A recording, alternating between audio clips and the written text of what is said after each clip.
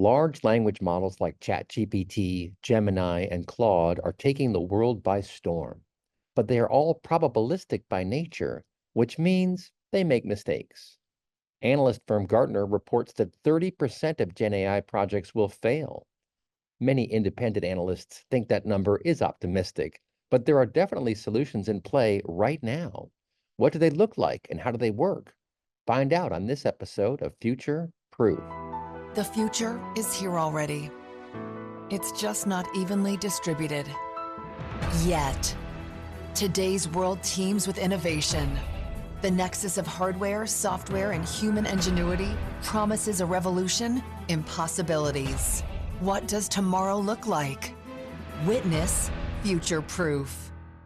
We're going to dive, guess what, into GenAI. Once again, we're going to talk about generative AI, use cases, real world use cases. Where is this stuff working?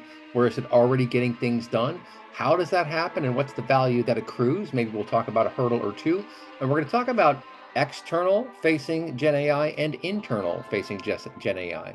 So how you use it for your clients, for your customers, your partners, but also how you use it internally to help with your job. So first we'll talk to Erica Schrader. She's the CMO over at Symphony AI. And later on in the show, we'll bring in Sarah Jolly, also from Symphony AI. And I'll just throw out a couple quick comments about what this stuff all boils down to, what it is. I can tell you I've been through a lot of fads in my job here covering the data space. I remember when big data took off. I remember data warehousing, how it took off, data visualization, all these different things have taken off, and they're all still here. Some of that stuff is under the covers now. Some doesn't get talked about so much. Hadoop was a bit of a left turn that we all took, but we made it through those days. We made it through those years and learned a lot about distributed computing. But this next generation of technologies, Gen AI, quite frankly, it's the biggest shift that I've seen. And I think it is going to require a significant amount of effort for organizations to understand what it is, to adopt these technologies, and to figure out what is your stack going to look like? How are you going to do these things? There are companies building their own models. You can do that.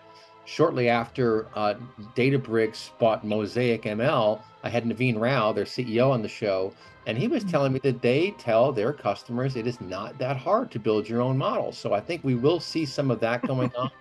Probably most people are going to be using ChatGPT or Gemini or Claude from Anthropic or some of these other off-the-shelf, if you will, type of solutions as cloud providers. And then you have to come up with your RAG model, your retrieval augmented generation. And I tell people, just about every software company in the world, enterprise software company, is going to have to figure out where they're going to fit into this new world, because it is game changing and it has really captured the imagination for sure of business leaders. But a lot of people still don't know exactly what these things are and what they do. So we're going to try to figure that out today. So with that, Erica Schrader, I'll bring you into Inside Analysis. Symphony AI, you folks have a bunch of different co-pilots, right? Tell us about what you've got going over there and how you're focused on Gen AI.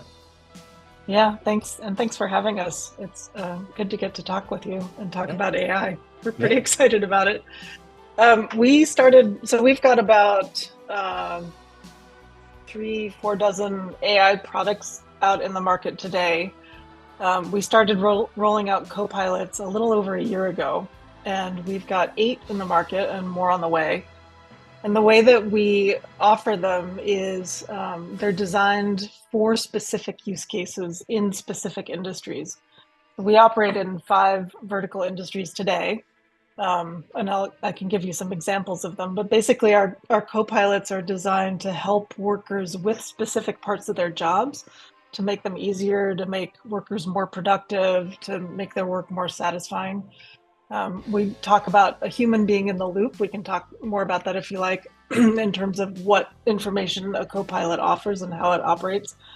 But basically, the idea is to give workers something that is not horizontal AI. It's not ChatGPT. It's something that's very tuned and optimized for their specific use case, for their specific workflow, for their specific industry. Mm-hmm. So we have co-pilots that operate in financial services to help financial crime investigators investigate cases. We have co-pilots that work in retail CPG to help supply chain managers and category managers get insights and make better decisions and operate faster. Copilots for manufacturing and industrial use cases. So people working in manufacturing plants, safety and equipment operators, enterprise IT managers, and people like you and me who have IT questions. And the list goes on and on. But basically, the idea is the copilots are tuned and optimized for those workflows and for those use cases to help workers do their work better. Yeah, I can tell you, I think that is a fantastic approach, and the successful companies in this space are doing exactly that. Because, I mean, I can tell you a bunch of funny stories about the large language models, but the fact that you say Yep. human in the loop is really important because I think one of the misconceptions is that, oh, we'll just get an AI and it'll take care of everything. It's like, no, you do not want to do Yeah, that. no, no. I see that for sure in the general purpose tools, and Sarah will talk about this and how we're using tools internally to help us do our jobs better. But basically, what we have found and worked very quickly to address is, the needs of somebody who's investigating a potential criminal activity in a bank is very different than the needs of somebody who's a category manager for cereal for a big CPG manufacturer. And that's sort of obvious when you say it, but when you think about everything that's entailed to build and tailor and tune a large language model for financial crime prevention versus retail category management, you start to understand some of the work that needs to go in to ensure that, if I ask a question about somebody's banking transaction, there's a set of assumptions that I might have because I'm using natural language to make the inquiry, versus if I'm asking about sales of brand cereal in a particular region in stores in the US. The generative AI capabilities and predictive AI capabilities need to be tuned to give me the answer that I know that I want, but that a general purpose AI system wouldn't really know for sure. Right. Well, because context is so incredibly important, and Yep. human beings kind of take context awareness for granted because we're walking around Yeah, aware of our exactly. context. Yeah. But if you just take an automaton and throw it into an ocean of possibilities, there's no telling where it's Yeah. going to go. And Yeah. you know, Yeah. that's kind of Exactly. why these large language models will hallucinate if they get into fringe territory where there's not enough Yep. information that they've been trained on in that particular domain, right? Exactly. And it isn't even hallucination. It's just, what are you talking about? Like if I say Southwest, I want to look at sales in the Southwest. Am I talking about a region? Am I talking about a set of stores that's been defined? Am I talking about an airline? Like Right. you have to know that information. And as humans, we automatically know because we, as you said, we know the context, but AI doesn't necessarily know that unless you train it. Right. And, when you talk about domain specificity, this is really important. And what I've seen, and I think it's fantastic, and we've said on the show many times, is that AI will largely manifest in the form of suggestions to the user.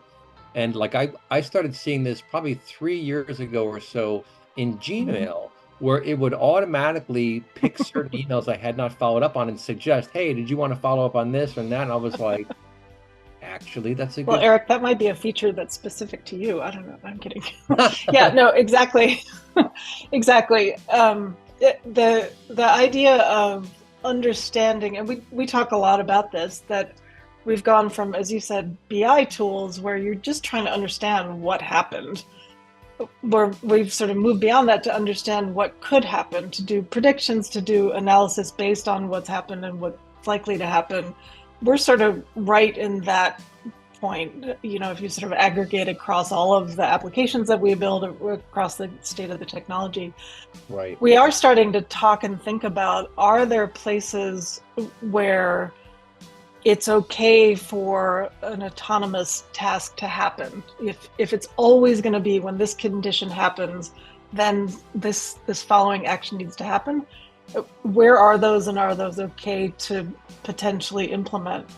But that's from a technology standpoint. From a human being standpoint, we're very much at the point where people are not comfortable seeding AI to do things more than like turn on and off the lights and things like that.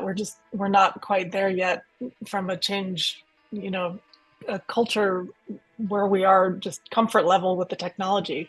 Right. And how fast that moves, we'll see. But we are right in that point where we're starting to get much more comfortable looking at the recommendations and the analysis that AI is providing so that we can dig into it if we need to, or we can accept it and keep going. Well, and it's funny. I love talking to smart people in this space because they remind you of things.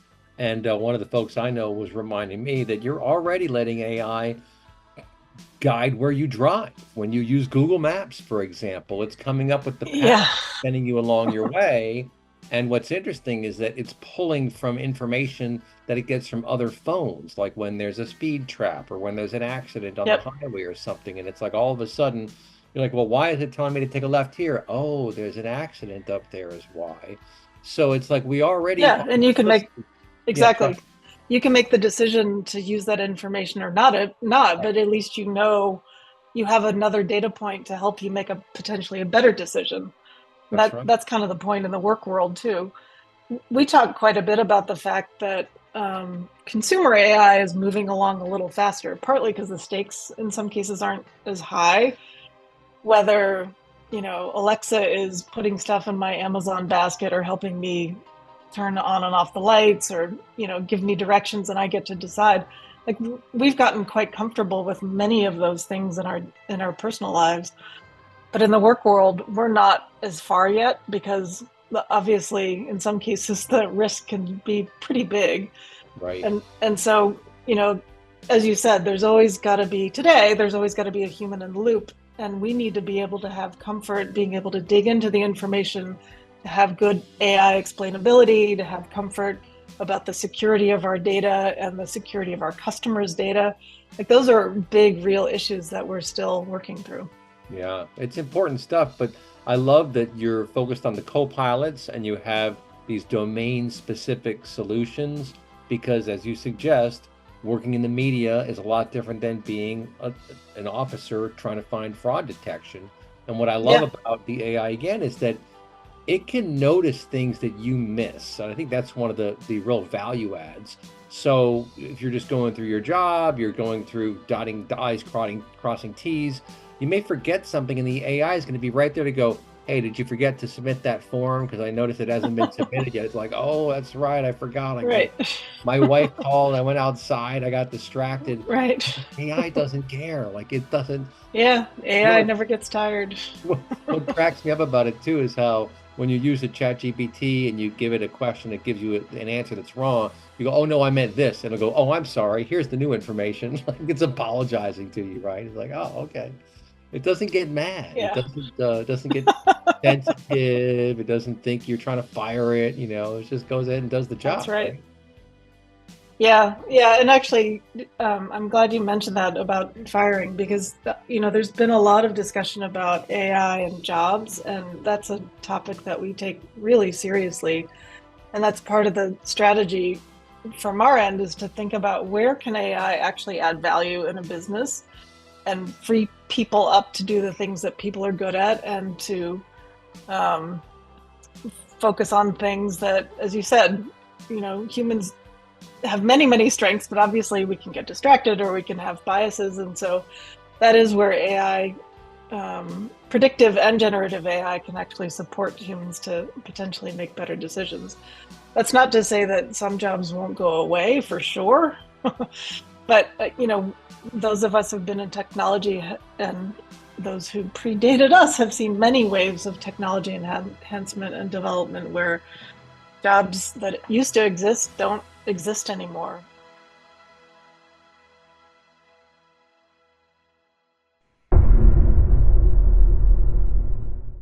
Talking all things real world Gen AI solutions, generative artificial intelligence. Who's using it? What are they doing with it? Well, a company called Symphony is working on a lot of different technologies. They have eight, I think, different co-pilots or eight different industries and a lot of different co-pilots, which are these little interns. They're like really knowledgeable interns that are there to help you do all your little stuff and get it all done, and they don't get mad at you and they don't show up late. Sometimes we have to reboot the server. I don't know, something may happen, but they're very, very efficient and they just do their jobs and they help us do our jobs. And that's really the key is a human in the loop in this tandem of person and tool, not just the AI. Don't let the AI run your company, please. Don't do that. Maybe in a few years. But one of the best ways to learn about how these new technologies operate is, drum roll please, to use them and to use them internally. So using it externally, that's a bit of a risk. You got to make sure you're doing the right thing. But to use it internally, that's how your team can figure out the contours of these technologies, what they do, what the rough edges are, what the good parts are, all that fun stuff. And that is one of the things on the docket for Sarah Jolly of Symphony AI. So Sarah, tell us a bit about yourself and a bit about your job in encouraging your team to use AI. Yes, thank you, Eric. So I manage our global internal communications here at Symphony AI. And as an AI company, of course, we fundamentally believe in the benefits of AI in the workplace. And so we've always known that we have to be the ones to lead by example and really incorporate AI in our everyday jobs, because it helps us be more innovative in our own jobs, but it also really helps us put ourselves in the mindset of our customers so we can internalize some of the challenges, internalize the barriers that our customers might be facing when it comes to adopting AI. So just as you said, by adopting it ourselves, we can really figure those things out. And of course, as a technology company, one of our core values is innovation. But it's not just innovation for us, it's innovation at speed. Because this industry and the technology, it's changing day by day. You see it. It's not happening in months and years anymore. So it's not just enough to be innovative, we have to be faster too. And so by making sure every person at our company is familiar with these AI technology and the capabilities in their day-to-day is one way to do that. Yeah, that's good stuff. So you have programs internally where you're encouraging your staff to use these tools. I mean, obviously for copywriting and marketing, that's very good for any kind of copywriting, for customer support, for other kinds of low-hanging fruit. Can you talk about some of the ways that you encourage your staff, and is there a mandate that they have to use it for a certain period of time? Yeah, great question. And so we started about a year and a half ago this program internally called Everyone Can AI, because we believe everyone can AI, everyone can be innovative. It's not just the engineers and it's not just those with technological roles. And in fact, one of our HR team members won our company-wide innovation award back earlier in the year. So we're showing everyone that everyone in the company can AI no matter what your job is. So the Everyone Can AI program, we first started, there's kind of 3 pillars. There's live learnings, so we do quarterly all-employee live learning, something that is a topic relevant for everyone. And then we do monthly tech meetups, and that's for those people in those technical roles. And we have guest speakers come on and talk about use cases, talk about technologies, talk about tools and applications, different ways that you can be leveraging it for the different parts of the business.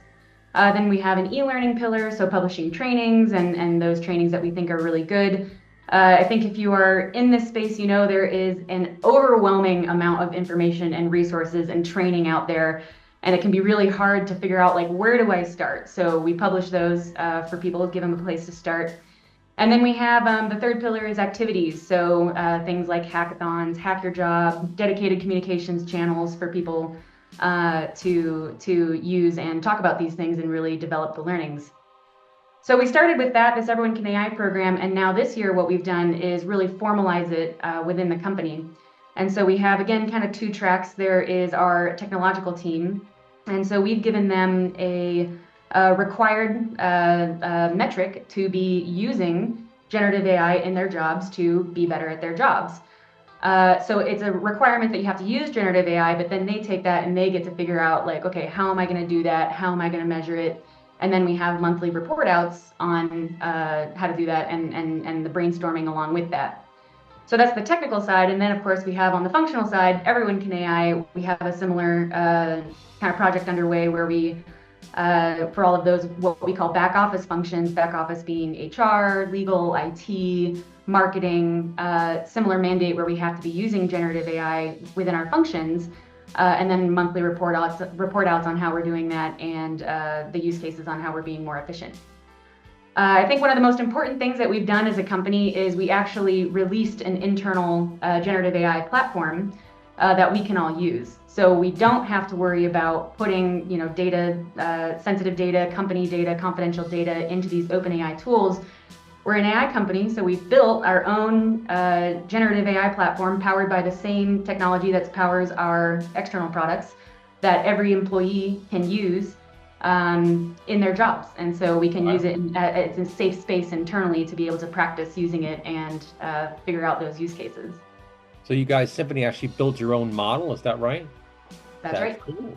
That's It's very handy. that is good. Yeah, because like I said, you have to play with these things to kind of understand them. I've played more with the text side than I have with the image side. But the images are good too, but they do have difficulties. I mean, Gemini is the tool that I use as opposed to ChatGPT, or there's another one. I'm forgetting what it's called now, but it's one of the other big ones. Midnight something, or I can't remember what it's called. It's crazy the imagery that you can get from this stuff, and it's like I'm thinking to myself, geez, there are stock image photos like Getty and some of these other guys. They've got to be going, oh no, like what's going to happen now? But I mean, for writing, just to get into the core service offering, these tools are great for just spinning up ideas and really covering a lot of bases. But one thing I point out to folks is that especially these public facing engines like ChatGPT and Gemini, they're really consensus engines because what they're doing is you've trained the models on all this text and then they vectorize the words like apple or tree or car or whatever it is. And then there are different permutations of that based upon the context or the other adjectives around it or something. But the point is, that's a vector. So you're taking text, you're turning it into a mathematical formula, and then upon demand, you are turning it back into text. Well, what that means is it's going to give you kind of the average of what it's seen in a space, but it does so in such a syntactically correct, compelling way. You're like, wow, did a person write that? And like the short answer is kind of. Person wrote something like that, but it's not perfect text strings. This was my aha moment with these things. It's not that it's grabbing text and storing it word for word. Rather, when you train the models, it's affecting the weights and biases in the parameters, which can be in the millions, billions, or even now trillions in some cases, which is just wild. But that's what really blew my mind about this stuff. I guess that's one question for you is what really hit you when you started playing with these things that made you go, wait a second, what is it doing? Yeah, that's a great question. And I think your topic about communications that's obviously my role, internal communications. I do a lot of writing. So I do use our internal generative AI tool to support that. And like you said, it's aggregating everything and giving you something that is kind of the norm, right? And very common. So what I find a lot when I use it for my own internal communications is that it gives me a lot of like business lingo, a lot of business buzzwords, because that's kind of, I think, what it's been trained on and what you see. So I have yet to be able to use the results of that kind of verbatim. There is still a lot of human review that's needed, a lot of work that I still have to do. But what it does is it gives me a great starting point. Right. It helps give me great structure on what kind of how I want to structure the pieces that I'm working on. Sometimes I'll pull out like really good sentences, even really good words. It helps me with brainstorming things like email subject lines, how to reword different sections. So it really is just a tool to make my communications even better. And I am trying to work on it, uploading all my own internal communications into our generative AI model, training it on our own corporate tone and style so that it gets better and better and it can, write communications that are better and better. And when I can finally train it to a point where it does spit out something that I can use verbatim without me having to edit, that's definitely something I'm going to celebrate. I'm going to put that out to the company and say, this was written completely with generative AI. Definitely not there yet, but something that I'm working towards. Yeah, but that is the direction things are going. So when you talk about low-hanging fruit for use cases, well, the co-pilots are fantastic. And I already mentioned that obviously you guys, in my opinion, have the exact right idea about how to do that. It's domain specific because in the manufacturing world versus a financial services world versus a media world, not just different buzzwords, but different workflows, different contexts that are common in that industry. So when you have this ontology, a lot of people are working on these things now. There's a company, Praxi Data, there's a company, Shelf.io, I've come across, which is doing real good work in categorizing your unstructured data.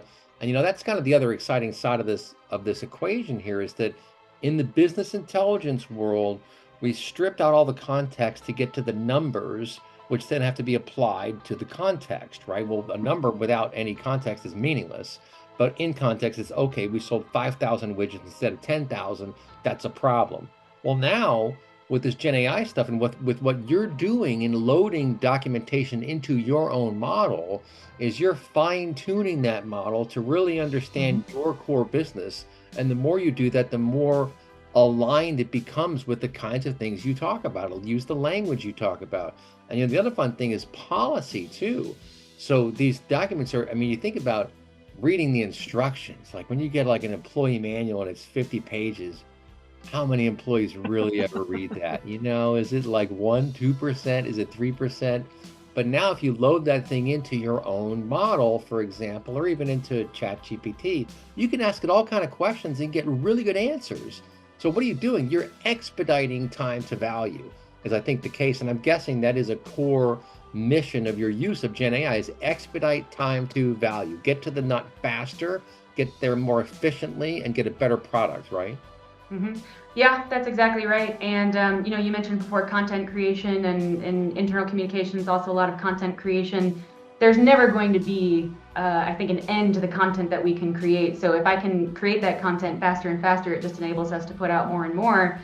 And then to Erica's point too, making it better and tailoring that content for different audiences. And so if we can cut down the amount of time that it takes to create that content, we can do it more, we can do it better, and focus on those elements of the job that, may be more fun, more enjoyable, Right. more I think strategic. that's one of the real keys. And I'll throw this one out to you. One of my big platform topics is morale and employee morale. And I think morale is the most important quotient of any organization, because when morale is high, good things happen. When morale is low, you can have the best people, a lot of money, a lot of resource, and good things are just not going to happen because people are not in a good mood. So then the question becomes, all right, what brings mood down? What elevates mood? And what brings mood down is tedious work, boring work, feeling like you're not getting anywhere, like you're not being listened to. You've got friction points that no one is paying attention to. That brings down morale.